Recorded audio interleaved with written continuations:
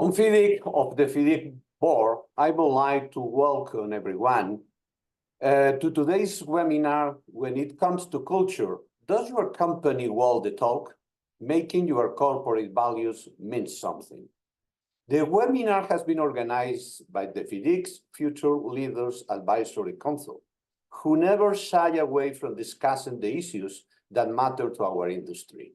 And today's webinar will analyze an issue that is increasingly important for young professionals: company values and whether they are being lived up by the firms that they work for today and the companies that they want to work for in the future. The FIDIC Future Leaders Advisory Council is chaired by the Dr. Rodrigo Juárez, a consultant from FOA Consultores in Mexico, and he will be moderating today's webinar. In a recent survey of nearly 700 large companies, it was found that more than 80% publish an official set of corporate values on their website. Senior leaders in particular like to talk about their company culture, and over the past 3 decades, more than 3/4 of CEOs interviewed in the major business magazines discuss their company's culture or core values, even when they were not specifically asked about it. So today, we will be looking at whether firms are really living up to their values. And so, what happens if they don't?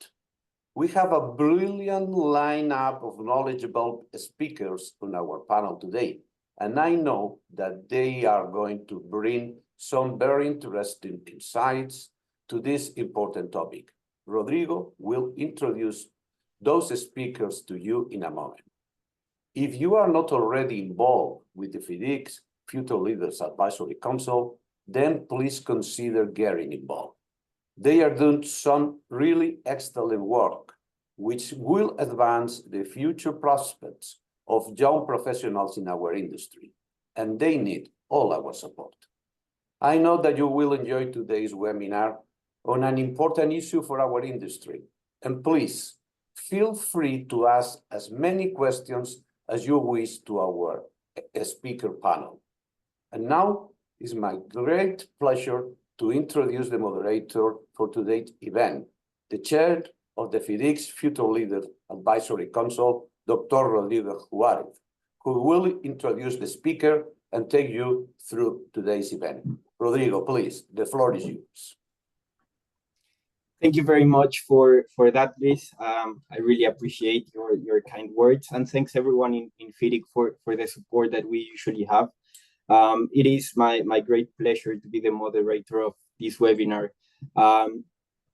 Just wanted to briefly mention everyone how we came about with this topic. You know, the Future Leaders Advisory Council is really concerned about different topics that happen in our industry.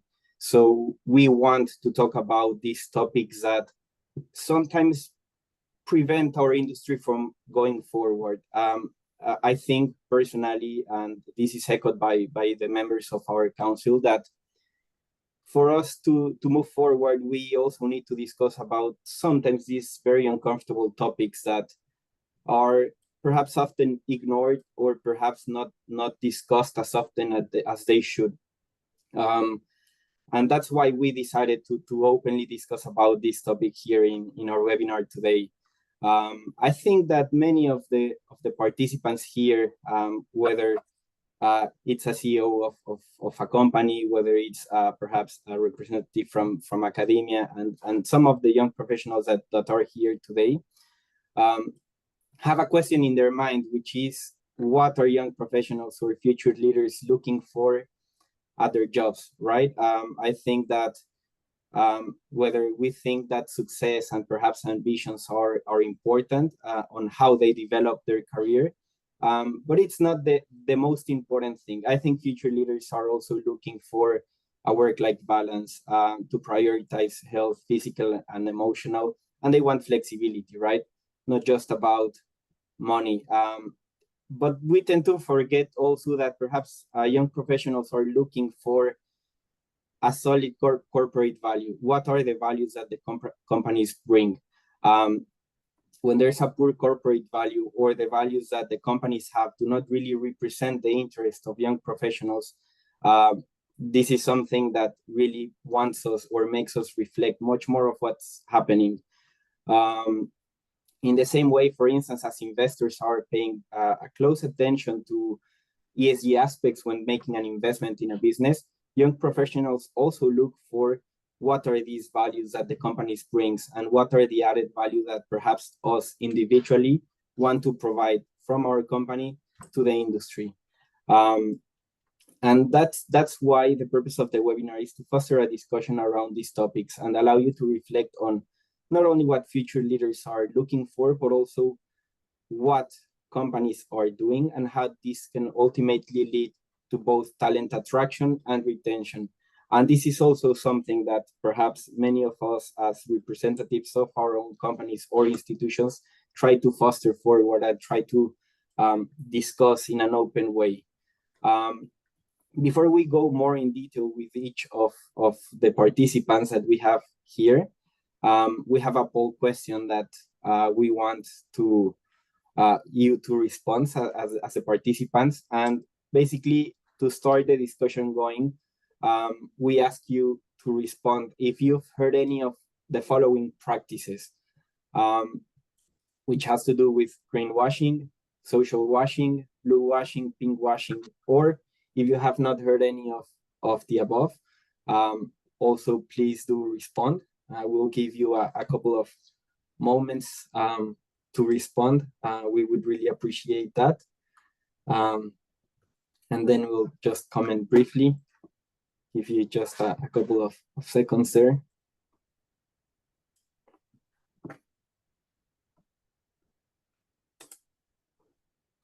Okay, we have a couple of answers there. I think many of you have heard about what greenwashing is, what social washing is, perhaps less so for other of the concepts that are above, but surprising to see that over 53% of the participants here have not heard about any of these comments, of these concepts, which is part of what we're trying to do today here, to go deeply into some of these controversial terms or topics that we would like to discuss and foster a conversation around them. Many of these concepts are usually discussed to describe some of the poor or controversial business practices that many companies are undertaking right now. And that's why we are here today. For our first speaker that we have today, I'll hand in the word to Dr.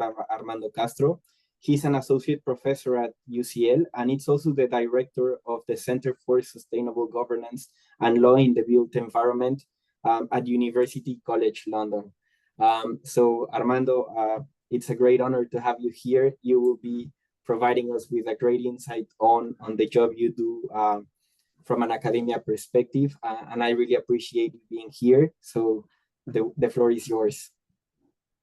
Thank you, Rodrigo. Thank you, the FIDIC Young Council. It's a pleasure to be speaking today to many practitioners and engineers. It's always a pleasure of mine, but also for my institution to share some of the research we're doing and some of our knowledge into practical settings. I think this dialogue are the kind of activities that foster great impact in society and, most important, positive impact. So the event today is one of these bridges. As Rodrigo mentioned, I'm an associate professor and I focus mostly on corporate governance. And corporate governance is closely related with corporate values. And I look particularly in the built environment, in the construction industry, but there's lots of insights that would go beyond just this particular industry. But as an academic, I feel the need to start by describing or defining a bit of these keywords that we always hear around and they're very popular nowadays. And sometimes they're a bit of an overlap, but also a bit of confusion regarding CSR, corporate social responsibility, which is something that's usually coming top down from within the company. And it has been discussed for several decades. Then we have the SDGs, the Social Development Goals from the United nations, usually more at a state level. And finally, ESG, environmental and social and governance goals, applications that traditionally is coming from the pressures from the financial industries, from the money to later on be implemented within organizations long term. But I think it's important to remember, in connecting to the talk today, that governance embodies E and S. So if your company has the appropriate values, they'll care about environment and about the social impact they have. But it's easy to think that these are very fluffy, non-defined words. In fact, as Rodrigo briefly mentioned, and the Paul briefly mentioned, there's a lot of greenwashing going around. But how do we start studying ESG in the academic setting? What have I done with my center with all these publicly available reports that you can access just following my profile, UCL? So we started by studying why companies in the built environment adopt these voluntary standards. Nowadays, no one is forcing companies to adopt ESG. Is it because of marketing, societal pressures? Is it the pension funds and shareholders that are forcing that? So we have a whole report on that. The second report we wrote just last year is about follow the money. So what is the property finance industry expecting from construction firms, and why are they expecting so? And what should you do in order to be an ESG compliant or even ahead of the curve regarding that? We also have done a report about how do you measure all of this? It's easy to talk it, but how do you measure? And actually through measures, you're able to assess if you're doing a good or bad performance. We also have a report looking at aspects like that. So for example, studying the embodied carbon and also creating a passport to measure within the buildings their usage of energy, for example. And finally, there's a report that will be coming out soon that we are looking at the incentives for senior executives. So yes, it's all nice for a company to have an engineering company, a contractor, whoever, to have a beautiful statement in their websites, but how do you incentivize particularly senior leaders to deliver what they are promising? So there's a whole debate in academia about pay compensation. So should you attach part of your bonus to ESG factors? And most important, how do you measure them to make sure they're stretched enough? But these are the positive aspects, and these are the descriptive sides of our research. But as you are all aware, there's a lot of greenwashing going on, as you have been mentioned, lots of slogans and promises. And within the financial sector, at least in Europe and in the UK, there have already been a trend for regulators to start punishing some blatant greenwashing claims, such as an airline company that's talking about sustainability in their ad when they're arguably one of the largest polluters around the world, or a bank selling a financial product claiming to be ESG, but there's very little components within that. So what can you do within your company to make sure you walk the talk? So we have been discussing within my centers different ways about that. And there's the word law also within my center, because it's important to concentrate. So how do you start your process, for example, with contracts? So FIDIC has a climate change charter that can help you already be providing from the design of your project already to take into account climate change, for example, if that's a matter that interests you. I organized recently an event in UCL a couple of weeks ago that we could see that there are many implications of getting these things wrong. So it's not only about the ethical and positive agenda of delivering that, but if you misclaim and misrepresent what you are selling, you can get in serious legal and even criminal, but most importantly, for this context, professional challenges. So it's not about making the statements. Think about your duty of care when you say that. If you're a director, you have director duties. You're announcing you're delivering something. Are you delivering? If not, the shareholders can go against you. There are cases, for example, already against some oil major companies, such as Shell in the Netherlands and the UK, trying to claim that they did not deliver on the climate clauses they promised. So most importantly, and together with all these points, it's about delivering your values in a clear and correct way. Finally, lots of these contracts focus a lot in the E. we tend to hear much more about the environment aspect of that of course is very important. But in our industry as engineers, let's not forget about the S and the G. How is your company, for example, or how is the advice you're providing related to suppliers? We know that in different countries, there might be issues of modern day slavery. Are you checking well your value chain? Do you have the appropriate anti-corruption measures? So there's a lot to discuss. There's a lot of research going on, and it's a very moving and quick field to catch up. But make sure you're following these interesting debates, both in academia, but also in practice. Thank you. Thank you very much for that, Armando. I think that's also great to start the conversations and keep the floor going. Our next speaker is LaToya Ouna from Kenya. She's a consultant on infrastructure, procurement, and contracts, and it's also a member of our Future Leaders Advisory Council. So LaToya, please go ahead. The floor is yours.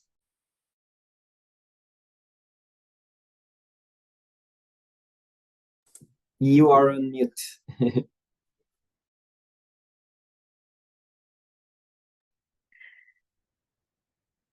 Sorry about this. Sorry about that. Good morning, good afternoon, good evening to everyone. My name is LaToya, and in this webinar, I will build up on what Armando has talked about, especially from the point of view as the employee, as the consultant. What are we looking for and what I have experienced? I'll explore this discussion through the lenses of fair wages, diversity and inclusion, and greenwashing or climate accountability. And finally, through addressing corruption. I'll start with fair wages. Fair wages are more than just a number in the paycheck. They're a reflection of the organization's commitment to equity and respect for the employees. Despite the rhetoric of fairness, wage disparities persist within many companies, from the executive suite to the graduate engineers, and the gap between the highest and the lowest earners often widens. To make corporate values meaningful, it's essential for companies to prioritize fair compensation practices that recognize the contributions of all employees, regardless of their position and background. Secondly, I will delve into diversity and inclusion, and I will delve specifically into gender inclusion. Well, they say that diversity is a fact, but inclusion is a choice. I focused mainly on the gender inclusion sector, mainly in the wake of the International Women's Day, since it's crucial to assess whether our company is a truly inclusive environment for all the genders. We were all bombarded with posters and advertisements on social media about International Women's Day from all corporate corners. And it's time to do the audit. Are they still walking the walk? Is it just a one-day issue about fairness and gender inclusion? Despite progress in some areas, gender disparities persist in many workplaces, particularly in leadership positions and traditional male-dominated industries. To make corporate values meaningful, companies must actively promote gender inclusion by implementing policies that address bias, provide equal opportunities for advancement, and fostering a culture where diverse voices are heard and valued. This can sometimes be scary for a company used to the normal ways of working. And so we need to overcome that and move to the new century. Thirdly, I will look at climate accountability. Climate change presents one of the most pressing challenges of our time, and companies have a responsibility to address the environmental impact. While many organizations have adopted sustainable goals, translating this into meaningful action remains a challenge, as we heard from my colleague. We also heard from Rodrigo about greenwashing, which is one of the common areas that companies would like to be seen as part of the climate change train. From carbon emission to resource consumption, corporate activities have far-reaching environmental consequences. So to make corporate values meaningful, companies must prioritize climate accountability by setting ambitious targets together with their staff and their employees and the stakeholders, reinvesting in renewable energy if and when possible, and sustainable processes. Transparently reporting their progress to the major stakeholders and employees, as I said, is one of the integral parts of achieving climate accountability in a company. Corruption. This is a major issue. Corruption is a major issue in infrastructure projects, and is one of the major things that as employees and consultants are mainly embroiled in and can lead to dire consequences. So corruption corrodes trust and undermines the integrity of organizations. Apart from that, it also undermines the integrity of its employees and its consultants, and therefore reduces the professionalism of the company. Despite efforts to combat it, corruption persists in various forms, from bribery and fraud to unethical business practices. To make corporate values meaningful, companies must take a zero-tolerance approach to corruption by implementing robust anti-corruption measures, fostering a culture of integrity and transparency, and holding individuals and entities accountable for unethical behavior. Well, this is easier said than done, but in the long run, it pays in the long run. In conclusion, making corporate values means something requires more than just words. It demands action and accountability. By prioritizing fair wages, promoting diversity, embracing climate accountability, and addressing corruption, companies can build cultures that reflect their stated values and contribute to a more just, sustainable world. Thank you. Back to you, Rodrigo. Thank you very much for that, LaToya. Now I would like to introduce our next speaker, Harshita Jain. She is a director at Consulting Engineers Group in India. So LaToya, Harshita, it's really nice to have you here with us as well. So please go ahead, the floor is yours. Good morning, good afternoon, and good evening, everyone. Thank you, Rodrigo, for having me here and share my thoughts. I'm Harshita Jain, and it's my pleasure to speak to you all on this very important topic on how important it is for companies to walk the talk on corporate values. Continuing with what Armando and LaToya said, I would like to bring in the point of view of the employer and how they perceive this topic. To start with, let's first address the question, what truly makes a company unique? Is it the sectors that the company deals in, or is it the services that are being provided by the company or the financial growth of any company? The answer is no, because everything from products, sectors, services, strategies, marketing, and sometimes even innovations can be replicated. So then what makes the company truly unique and sets us apart from the other? The company culture, the corporate values, is actually the only truly unique identifier. It is like a fingerprint. It may be similar to others, but it is uniquely distinct to our very own company. And this is what sets the company apart from its competitors in the mind of the stakeholders. The company culture consists of shared beliefs and values established by the company leaders and then communicated and reinforced through various methods, ultimately shaping the employee perceptions, behaviors, and understanding. Simply speaking, a company structure and design can be viewed as its body, and the culture or the values can be viewed as its soul. In my company, CEG, we're one of India's largest transportation consulting company working in about 20 countries. Our corporate value forms the DNA, the very core essence on how we conduct a business. It provides us the guidelines, the boundaries, and expectation for our teams and our clients, and is the primary platform to inspire and motivate our people. It is the most powerful resource to attract, recruit, hire, and retain the highest level of talent in our business. The best people always want to work with the best companies, and they are the catalyst for creating ongoing business success. Developing a high-performance company culture is more important now than ever.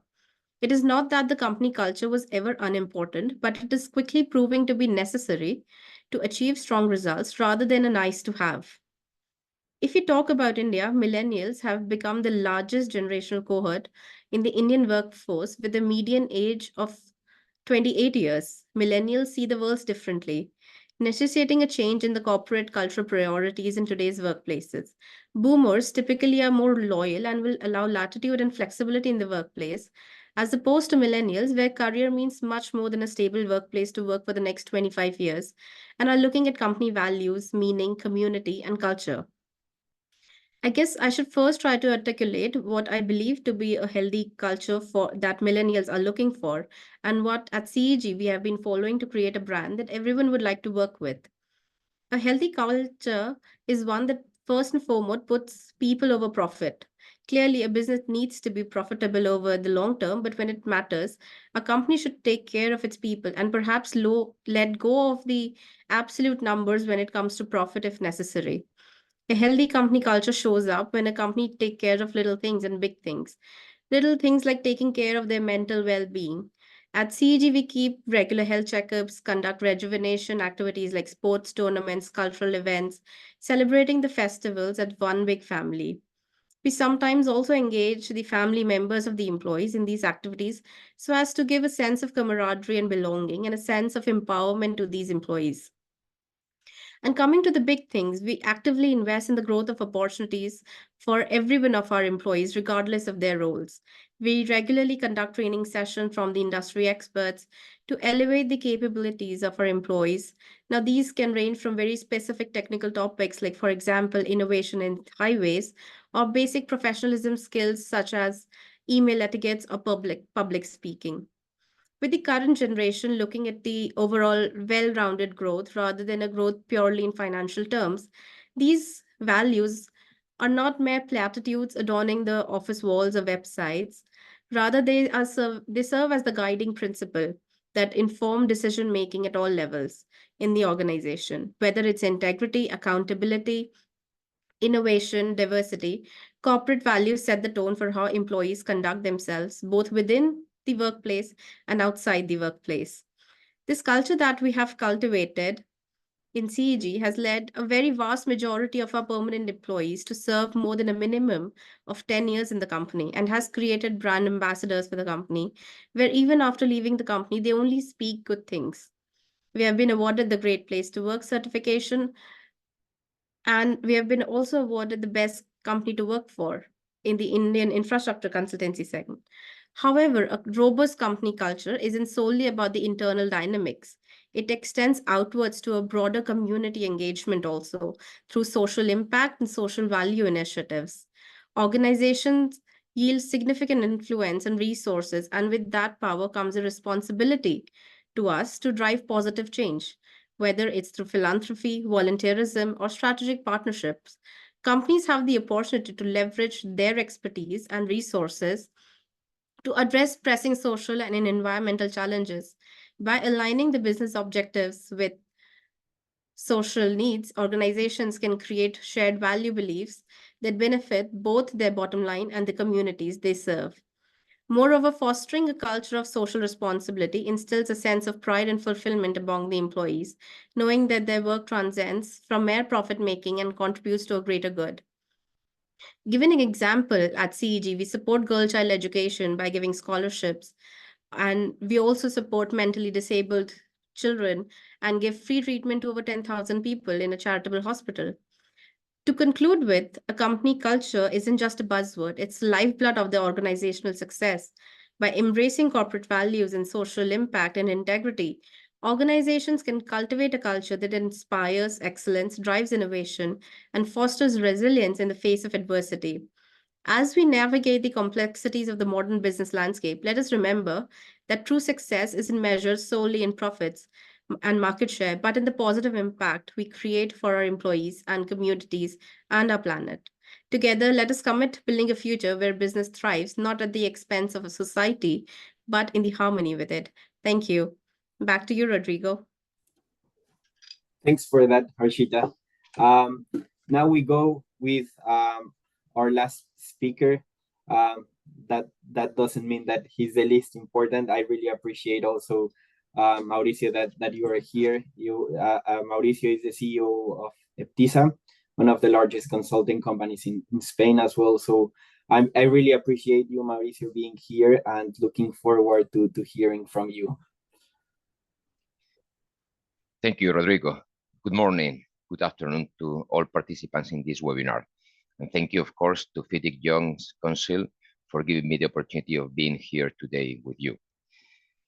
Well, I'm sure you are all aware that today's young engineers are focusing their interest on different dimensions of the company that they were just 10 years ago. Aspects such as professional and personal life balance, social commitment, or the sustainable behavior of the company have gained real relevance when it comes to choosing a company to work for. In addition, we are facing a shortage of engineers, especially in Europe, which is driving companies to prioritize practices to increase their attractiveness for young professionals. With this in mind, it is not a question of walking or not walking the talk. The key is, in my opinion, having or not having a talk, a real talk. I mean, the key is to have or not to have a company culture, and a strong company culture. Those companies that have corporate culture are better prepared to face strategic issues, problems, are better prepared to know how to deal with the difficult decisions that will come sooner or later. A true culture in a company helps the board to make decisions, to make better decisions if it is really integrated in the company. What I mean is that a company culture has to guide the talks it has to walk. And this, if it is true, has to start from the chairman downwards. And the employees will know if it is true when it comes to make a decision and the company's management behaves in the sense of the culture they're talking about. Because managers cannot hide when this happens. They are exposed to reality. Good. Today we are going to focus on environmental social governance culture in a company. I have personally implemented environmental social governance policies in 2 different companies, and it has been very different in each other. The first was a bank, a financial institution. In that case, I was the member of the bank's board of directors, and I had no direct responsibility for the design and implementation of the bank's ESG policy. It came to me as a board member, and I just have to approve it. And so we did. We approved the policy. However, the result was very disappointing for me because the objective was not to improve. It was not to integrate the ESG policy in the company. It was not to put it into practice. The objective was to be trendy, to respond to the demands of the sector, to appear advanced, and to have something nice to say. In fact, the policy was developed by an external consultant who took the basis of other policies he had developed for other companies and simply adapted it. The document was beautiful, though, full of great graphics, great pictures. It was perfect to give to my children to cut out photos for their schoolwork, but nothing more. It was useless for the improvement of the company. The other case was quite the opposite. It was an engineering firm.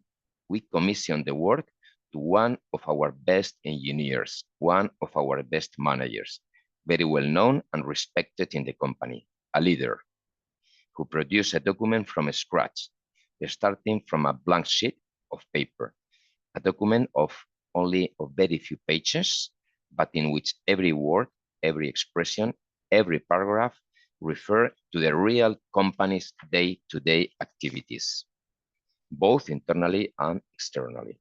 A document from which we developed a full action strategy that had a definitive impact on the company from then on. And this strategy addressed both our corporate activities and this is really important, it also addressed all our business lines. It is, we develop an ESG strategy for each of our business, and we put an ESG manager in each of them. And finally, we also reconfigure the way we manage our projects so that ESG criteria were incorporated into the design processes. Every single project of the company was guided by the ESG concepts, and this was made by the managing direction of the company. This action strategy consisted of 10 corporate action plans that were applied to the whole company and 1 action plan for each of the company's business area. So it was really implemented in the company. So finally, to conclude and summarize, I would say that the keys to finding out if the company, to finding out if your company, to finding out if the company you are working on is following the TAC are, in my opinion, first, the job. The job is designing the ESG or the strategy or the policy. The job is entrusted to a person who is important to the company and who contributes to the work of the company. The second thing is, if you read the document, it doesn't sound like Canet. It's not a precast solution. You understand that this document is for you. This document is really for your company, and the document talks about your company. The third thing is that when it is implemented in the company, it changes in a certain way the things are done. If you feel there are changes, this is happening. If there are no changes, this is not working. This is not happening. And finally, and most importantly, when you see that the behavior of managers when it comes to making decisions responds and is consistent with this talk. Many thanks. Thank you very much for that, Mauricio. That is really inspiring and really interesting to hear about. I think that one of the most important or the biggest purpose of this webinar, and personally speaking, it's about that opportunity to share these experiences that everyone has lived through, right? And I think it's brilliant to hear how, for instance, you've lived not just the positive aspect of it, but also the negative side of that and how it fails. And it's also part of how it shapes your growth. Perhaps, you know, as a manager, you've been through many different situations in life, which is great, because I think that also connects great to the job that, for instance, Armando does from the research aspect, right? Where it's very easy to just go and talk about the positives, right? But when it comes to discussing actually these negative or downsides of that, it's where I think research also plays a big part on that. When everyone is just talking about the positives, it's when I think research, personally speaking, and Armando knows this as well, it's also great to talk about these very uncomfortable topics. And you might remember last year, some of you that were here, we talked about modern slavery, which was also one of the points that Armando discussed before. So it's great to hear about these negative experiences as well. With that, I want to ask a question for everyone, and we can go around the table, which basically has to do with, you know, with the great international experience that everyone has, and the places where you work and you develop your own activities within your companies or organizations. How have these experiences shaped the way in which you can kind of guarantee or oversee that the companies or institutions where you are around do what they claim to do? I mean, you provided an insight on that, Mauricio, and Armando, you also started talking about that. I know it was a part of that, but if you can talk a bit more about your how that international experience has shaped the way in which you conduct your work, it would be great. So I'll start. I think I'll give the word first to Armando so that we can go in order, and feel free to jump in at any time. Okay, thank you, Rodrigo. So just to confirm, you're asking me to expand a bit on how my own organization is dealing with issues like that. So Yes, exactly. I'm in an interesting position, maybe slightly different than some of my colleagues of the panel, because I'm in an institution that doesn't have profit as the final outlook. In fact, a good university should have a very clear social impact. and the other environmental and governance group. So I'll start. Being based in London, we are lucky to have a very international body of students, but also of staff. So I think diversity is something we didn't touch, but in practice, that's what's happening there. Within some different departments, there's an issue of diversity in the senior positions, and that will vary a lot. But just to give an example, my department, all the senior leadership is female, and there has been a push from different countries, nationalities, and groups. So in this sense, there has been active work going on there. In diversity, for example. In the investments of the UCL Portfolio Fund, there's a push towards, for example, no environmental impact. We face an issue of having old buildings, although we build new buildings outside London or in the great area, of having lots of issues about how do you retrofit businesses in central London, which is better than building new buildings, but there's always an impact there of having to deal with our own facilities, which are quite old. But I think it's a mixed bag of trying to implement in the micro level with employees some kinds of activities, but also within the facilities some greater kinds of stuff.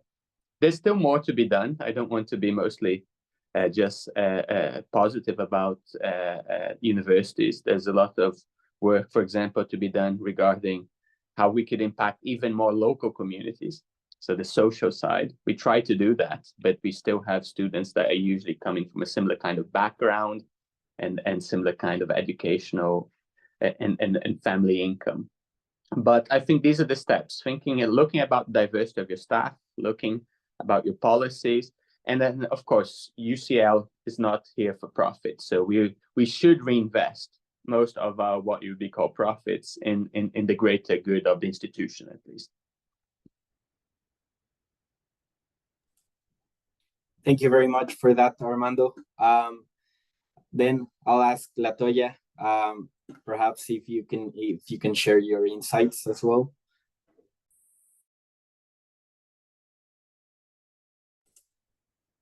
You're on mute. Yeah. Sorry.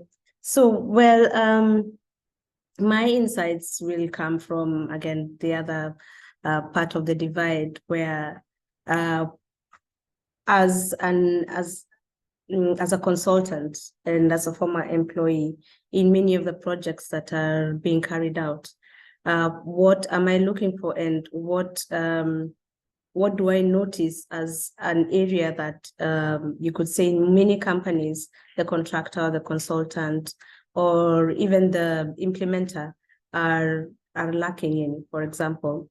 So one of the things you would notice in many construction companies is that, at least I would say in where I come from, is shortcuts. That as much as they say what they say so that they can win the project, they can have favor with the government or have favor with the community. But when it comes to getting the work done, the employees are put at the employees, consultants, all the anyone working in the project is at the back of the priority list. So this is a challenge, because it's difficult for for companies to actually fulfill their requirements to their employees and to stand up. On paper, they look like they are working and they are delivering on their corporate values, but on the ground and with when you go to site and when you interact with them, you see that it's a different picture. So for me, I would encourage the CEOs, directors to walk the walk, to be involved, to be particularly involved in what they are saying they are purporting about their companies. That some of these things can really be the issue that would make many people not work with them. Because being like consultants, we have a grapevine. Don't work with this company because as much as they say this and that, they don't do that. And you wonder, I don't have a very high staff turnover and I don't have any engineers or probably a shortage of engineers, but many engineers just don't want to work with you because of of the grapevine of what they've heard about your company and what they've experienced about your company. Yeah. Thank you very much for that, LaToya. Harshita, do you want to add something there? Yeah, so I think it is very important to also see the companies who are growing very fast. I mean, there are companies who are growing at an exponential rate. Now, the leaders of that company, when the company was small, can directly communicate the essential topics to the whole team. But when the companies start having the exponential growth and the team multiplies, it is very important that how the corporate values are communicated to the downstream and how they can be replicated by in each and every employee, because at the end of the day that each employee becomes the brand ambassador of the company. So I think for the companies it becomes very vital for the companies to, say for example, have a written set of governance documents, or say they continuously interact with the downstream people and the managers, this develop a sort of a system or a governance system where everyone gets a chance to speak, but also the leaders are in touch or somehow communicate everyone that how the corporate values of that particular company works. Also, I think it is very important for the employers to also, walk the talk, because like we're discussing, one example I would like to take with my company in India, there's a very big problem of employee wages not being paid on time. It is a very basic thing when we are working that everyone needs to get paid on time. So when we started the company, so we were very focused on that. We don't want anyone else to suffer because of our company culture or company values not be paying the employees on time. So we had this in our minds at a very starting stage that we will pay the employees on the salaries on time. So it is a very big issue in India that the employees, especially in the consulting industry, are not being paid on time. The salaries are delayed after 3 months, 4 months. So these are the set of values, you can incorporate very basic things that the employers need to handhold in the company and, grow the company. Thank you, Rodrigo. No problem. Thank you, Harshita. Mauricio, do you want to add something there? Yes, very quickly. Yes, I would like to share with you my experience, the experience we have in EPTISA. As you know, EPTISA is a Spanish firm, but we currently work in more than 35. We have offices in more than 35 different countries around the world. So we are working in East Asia, of course, in Europe, East Europe, in South Asia, in Africa, and the Americas, etc. So our experience when you work in the international arena, the corporate culture is always assisting you when you have to make decisions regarding the client, decisions regarding the project, the subcontractor, a partner, a member of the team, the population affected, the environment. So you have a strong company culture. It is always assisting you when making different decisions. Even more, if we concentrate, for example, in the ESG that we are talking today, apply to the projects you develop internationally, this will support all the stakeholders with regards to, for example, if you are strong in your sustainability policy, regarding, for example, legal requirements, most infrastructure projects are per se under compulsory permitting processes, and integrating strong and true ESG and sustainability conditions gives an adequate umbrella to succeed in the shortest time and at the lowest cost. So this also means straight away, this means savings for everybody. Regarding the affected population, it promotes social acceptance of the project. So you have an umbrella that helps you, that everybody understands and in a certain way supports the project. Regarding the financing, make it easier the access to financing. As you know, probably all multilateral funds, multilateral banks, and most of the main banks around the world promote and sustainable financing. Reputation. This shows the commitment of promoters, developers, public authorities, governments with the health, with the planet, with the local population, with the project quality, and with the future. And finally, also regarding design requirements, issues as social design, nature-based solutions, climate change adaptation too, etc., are key in current project design. So as soon as we consider them from the beginning, they can be better implemented in a better design. So as I said before, or I don't remember if I said this or not, but a sustainable project is a better project from my point of view under all the different perspectives. So it is a must. Thank you very much for that, Mauricio. Just because we got a quick question and perhaps it's something that one of the participants here wants us to clarify, and I just want to do that very quickly about what we are meaning with some of the comments that some of the terminology that we've been using. So for instance, greenwashing refers mainly to the disinformation disseminated by an organization so to as present as an environmentally responsible public image, when in reality perhaps they are not.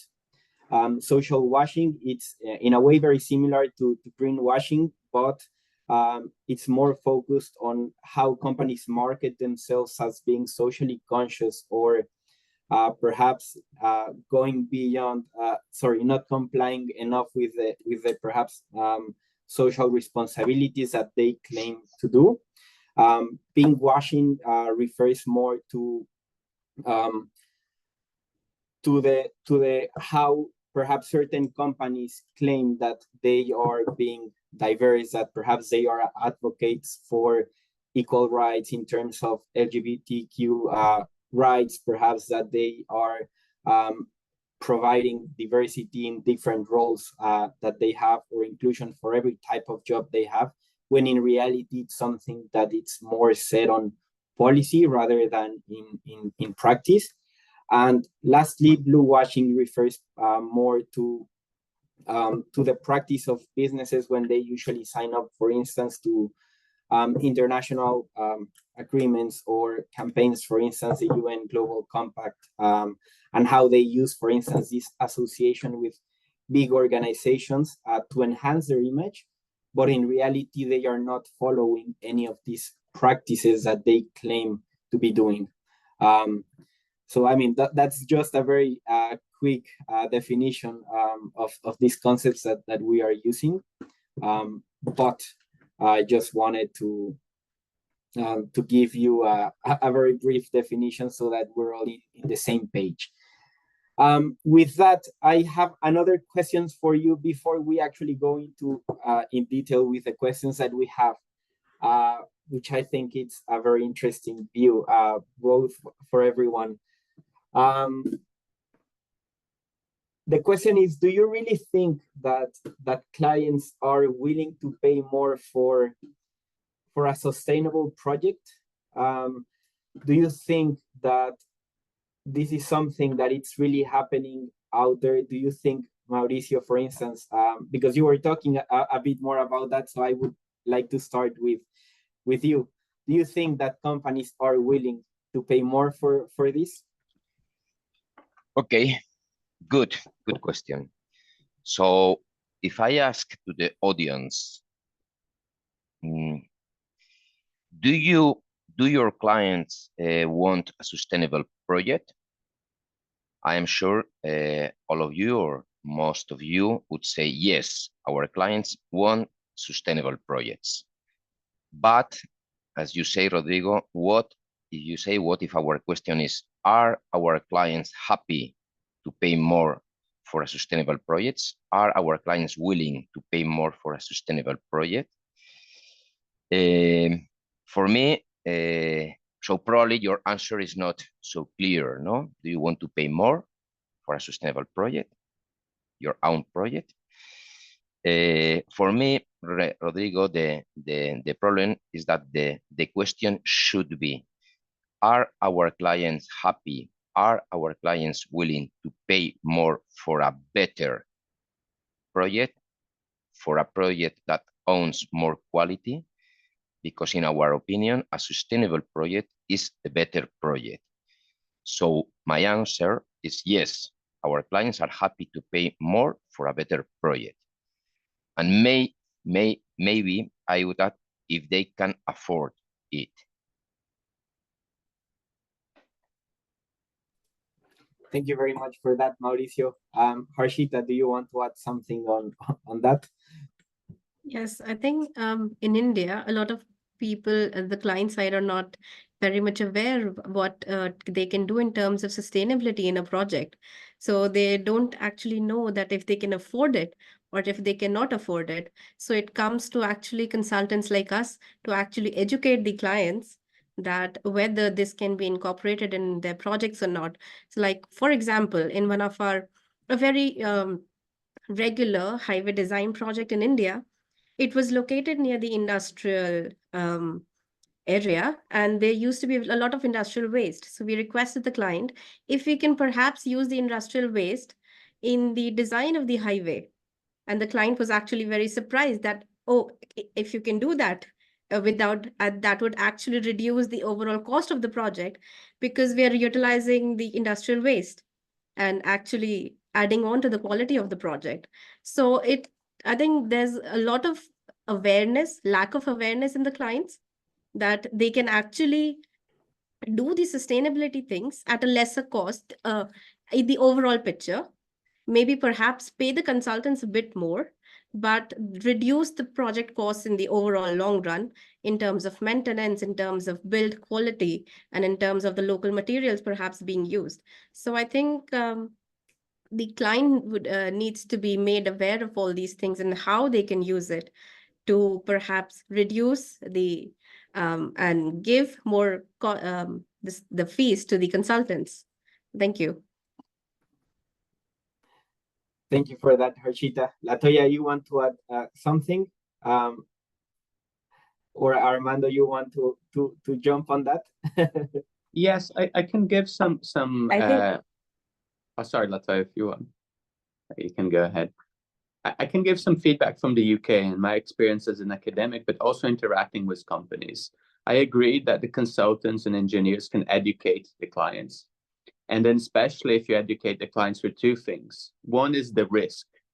Many sustainable projects have less exposure for example, increasing temperatures and other kinds of risk or regulation that's changing. So you're already prepared in advance. So one is risk. The other side is thinking either long-term, because they might be, especially if you're operating the project, for example, construction later on, it might be in the long term cheaper. And finally, looking at the aspect of the supply chain, the financing. We know that clients care a lot about where they're getting the loans from in many cases, or who's going to give the credit lines. Now there's more and more banks or pension funds or investors that will actually, something that seems more expensive can actually give you a cheaper loan, meaning you pay less interest, as long as you find the right financing option. So consultants are important to also educate the clients. I fully agree. I just wanted to give these slightly more practical examples from my side, at least in the UK. Thank you. Thank you very much for that, Armando. LaToya, you wanted to say something as well. Yeah, basically, I think it's now just summing up because my colleagues have said, taken the words out of my mouth. But just to give an example also in Kenya is that a few years back,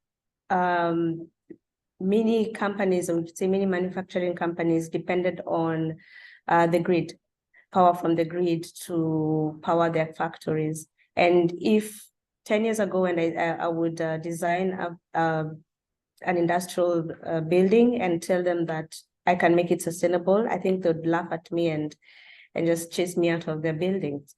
But now it's different because they're looking for consultants and contractors that can give them that edge, that can give them that saving. we've noticed that green energy, for example, most of our plants or our factories have used solar power. And some of them are situated in areas where they can use geothermal power. So they want to make as much savings as they can. And they're now looking for consultants that can give them an edge and make their processes, their OPEX, cheaper.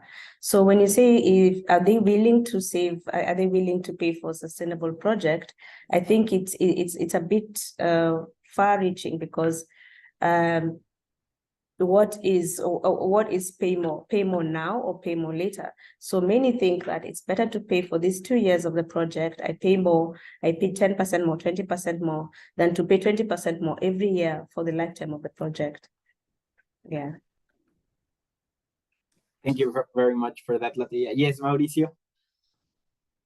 You're on Yes, sorry. Yes, good. Yes, thanks to LaToya, because she has reminded me something.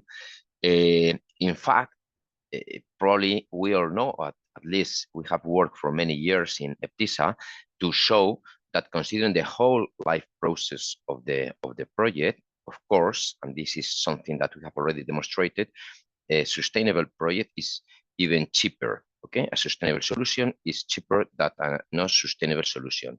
And I'm not talking about better, that it is also better, as I said before. But what we are working now, and this is very interesting, is that a sustainable solution is cheaper from the CapEx, from the construction. So say that you have to find a solution for a problem of a country, of a government, of a public body. You have to find a solution for an infrastructure solution or whatever. A sustainable solution could be cheaper from the CapEx, from the construction, considering only the construction.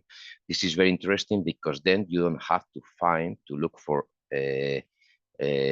bigger funds, financing, etc. It's just to concentrate in finding the right solution. But this is something we will discuss another day, how to find a sustainable solution that is also cheaper from the construction. Yes, of course. That I think that on its own can be a whole other webinar or series of webinars that talks about that. I mean, there is a lot of documents that FIDIC has produced as well on that, and I'm sure that each of your companies can also talk about that in detail. There's one question that I really like that came from the chat right now, and I think all of you would have something to say on that. And it says, how can you advise companies with great values, that have a good reputation, that have a good set of values, but doing work for corrupt clients? I mean, in many countries, it's very easy to say we're not going to be working with them, right? That might be the very straightforward answer for that. But what do you have to say on that? How can you advise companies with great values but doing work for corrupt clients? Who wants to jump on that one first? I know it's a tricky one, but I think it's worth discussing. I'll just give a brief note, because it is an important question. It might happen in practice, but if your company works with a corrupt client, you can be prosecuted under the Foreign Bribery Act, independently of what you do in the United States or even in the UK, in different countries. So it's a decision that has a lot of risks. I'm not saying it's not happening, but I'll just give this addendum. You can be prosecuted in different jurisdictions just for being involved. So of course you would say have a great compliance and don't work with these companies, but I'm bringing this legal reminder, and I'll let my colleagues bring maybe the more practical solutions. Yes, for me, the answer is also very easy. So how I would advise, if you work for a corrupt client, you are putting your personal reputation and your company's reputation in hands on someone that is corrupt. So for me, there are no more questions. That is absolutely crazy, in my opinion, and under any point of view. whether you have or not have a culture of doing or not doing so. Before, Rodrigo, you have talked about global compact. No, global compact also is if you believe, if you follow global compact truly, this is also, you also have to take into consideration. So for me, there are many reasons, no, to avoid that from all the perspectives. Yeah.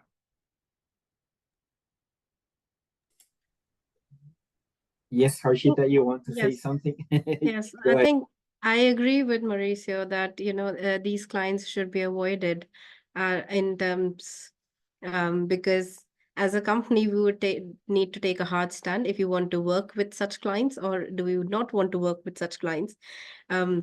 There had been one example with us where the client was making very unnecessary demands.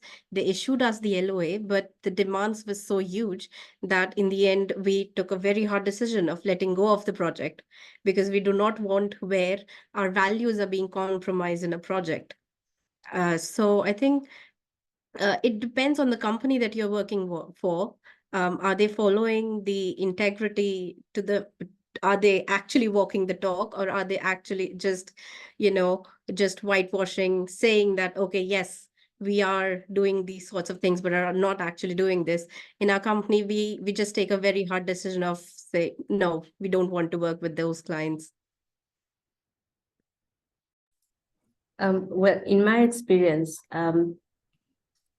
corrupt clients will steer clear from consultants or contractors that have boundaries, because that is the opposite of corruption. Corruption would want something that is easily malleable, that you can easily convince, and you can easily steer and get what you want.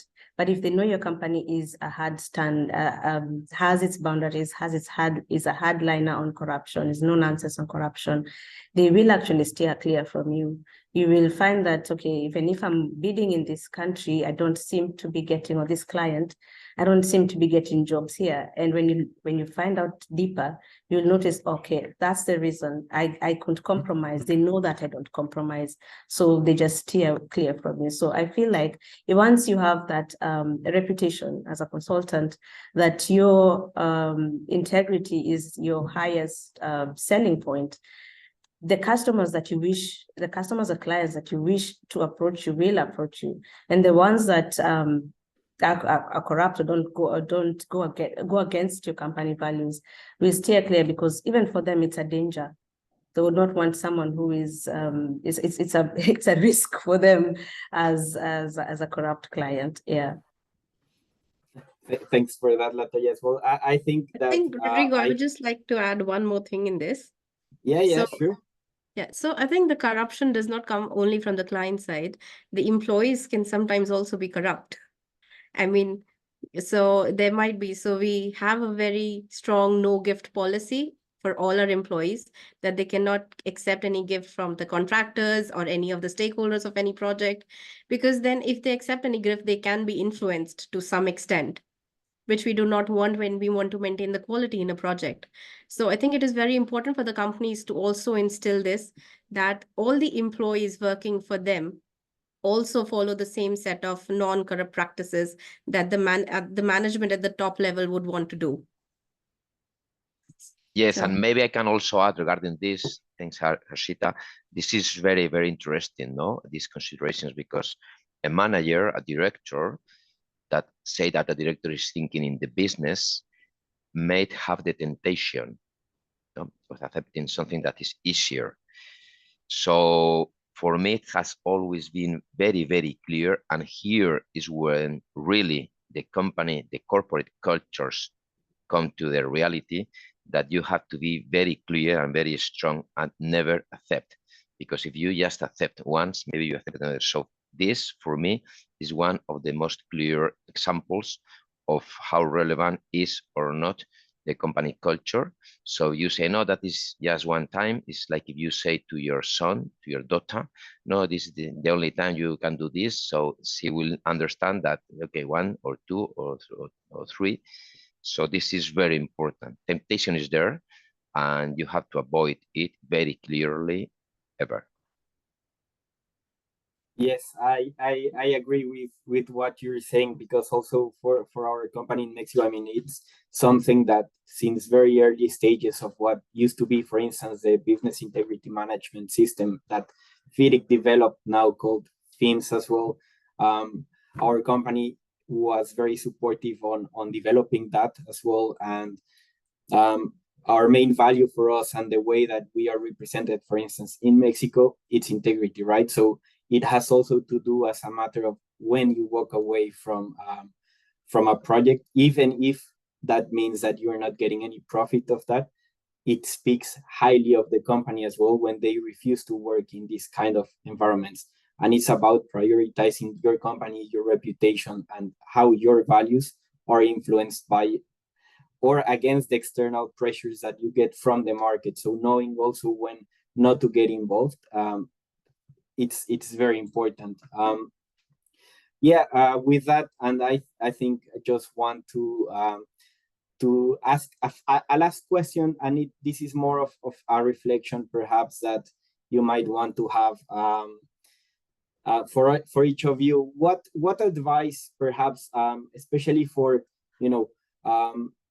for the company's perspective, and also perhaps Armando as well, when you're talking about the point of research, what advice can you give to young professionals or future leaders when they are deciding what to do or what they should be looking for when they are choosing where to work with? And the reason why I'm asking that is because from a company perspective, we also have that, but also if they want to pursue, for instance, a path in academia, right, in research, what do you think are these aspects that perhaps you would advise future leaders to look for when initiating their professional careers?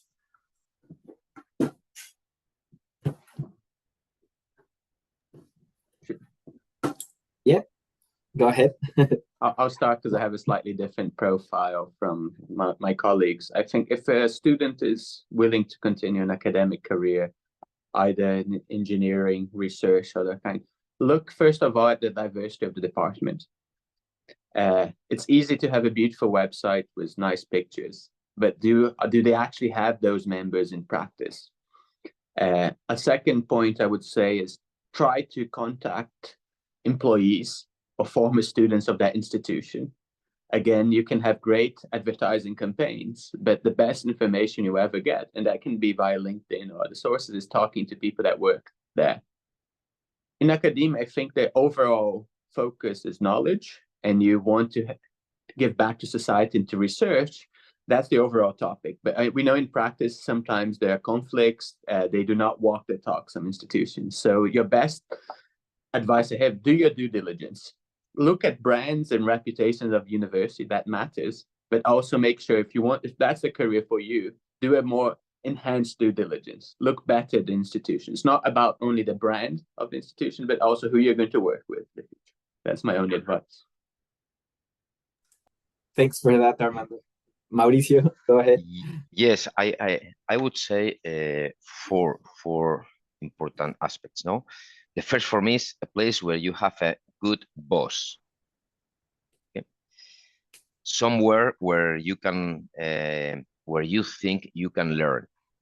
The third thing would be somewhere where you think you can have a professional development, especially, and I'm talking with the perspective of an engineering firm. We have engineers, so somewhere where you as an engineer you think you can have the right or the best possible professional development, good projects, nice projects, big projects, difficult projects, challenging projects. So I think this is very, very important, because if not, it is boring. And when you go home after a long day, what are you going to say to your parents, to your partner, to your children? So somewhere when you really find you are developing your professional career. And so boss, learn, professional development. And finally, and today I think this is very important, a company that really promotes and helps you to have the proper professional and personal life balance. Really, this has come to be something very, very, very relevant. I understand that in some countries, in some areas of the planet, this is more developed. In others, it's not that much. But this is today something also very relevant, especially for young engineers around the world. Thank you for that, Mauricio. Harshita, yes? So I agree with what Mauricio has said. I would just like to add to that, that the young future leaders should discuss with the company right at the start when they're starting work, what would be the roles and responsibilities, and if they would be comfortable in that. Sometimes the companies say that they would just want a work to be done, and they would just keep on loading the person with the same sort of mundane work till the next 2 or 3 years and not give the opportunity to grow. So I think it is very important for the future leaders to also discuss the roles and opportunities and what the company can give, what platform the company can give to the future leader to actually grow in terms of the professional careers. Thank you very much for that, Harshita. LaToya, do you have something to add? Yeah, to add on to Harshita, I think the future leader should have goals, should have short-term, medium-term, and long-term goals. And that will be able to place that, for that, they will be able to place themselves in where they think they fit best. Because if they don't go, if they are against their goals or against what they would want to do, it brings a lot of dissatisfaction in working. So once they've made the goals, is now when you can now start looking for the company that aligns with your goals. Such companies you will look, such companies will exhibit growth. They'll exhibit areas where you can grow, trainings, travel, and with that now you will be able to grow in your career in the same company and have job satisfaction. Great, thank you very much for that, LaToya. I think well, we could keep talking about these many things over and over, and yeah, I think it's your participation has been great. Before we move into the final part of the webinar, I would like we have another question or another poll that we would like you, the participants, to respond to very quickly. We have one last question, and perhaps we know where the answer is going, but do you think that consulting engineers are doing enough to avoid controversial practices? Or our own companies walking the talk? Basically, we want to hear whether it's a yes or no, and we'll give you just a couple of seconds to respond to that.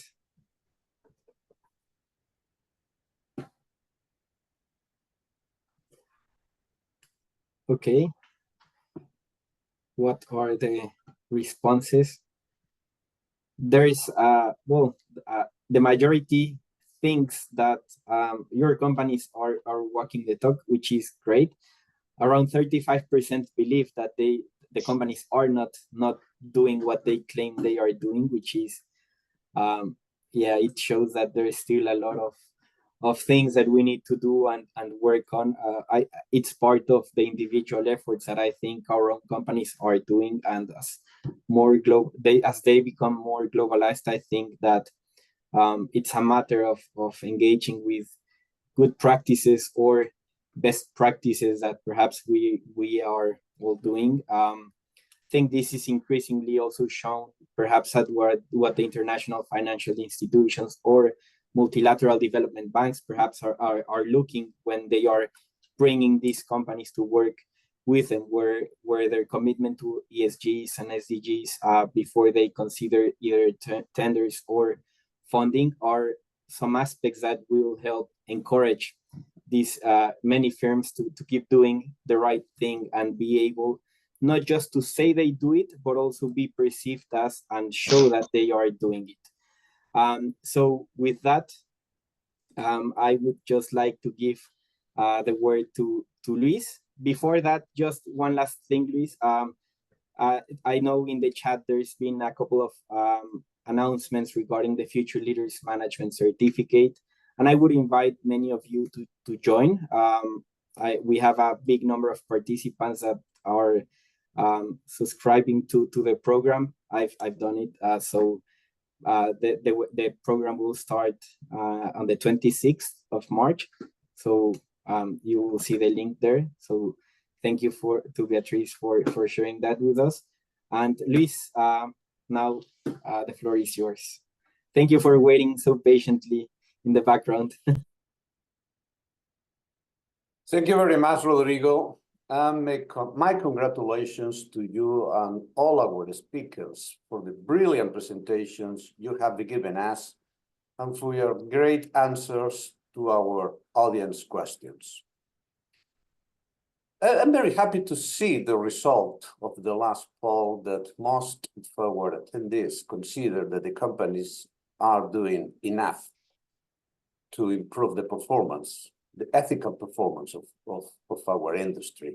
But in any case, from FIDIC, we want to push you to improve even a little bit more.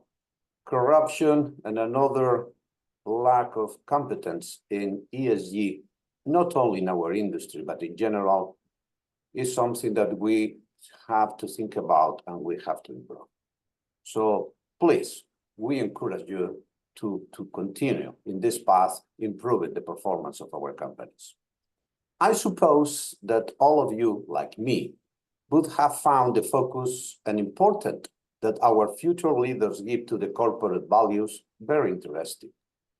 But it has been also very inspiring that our most consolidated leaders, like Mauricio, consider that the values are the foundation of the company. This is very important. This is absolutely critical to improve what we have been talking about today. With this, we finish this FIDIC webinar, but I don't want to end without thanking you all for your presence in this webinar, reminding you that the next March 26, we will celebrate another webinar organized by the Digital Transformation Committee. We wait for you. Thank you very much all, and see you soon. Bye.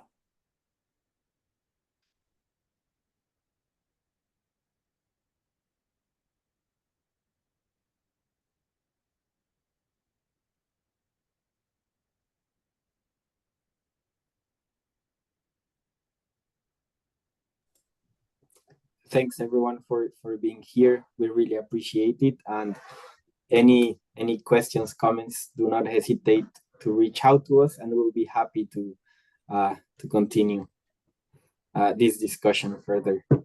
Thank you. Thank you, Rodrigo. Thank you, FIDIC. Thank you very much. Bye-bye. Thank you, Rodrigo. Very Luis, much. many thanks.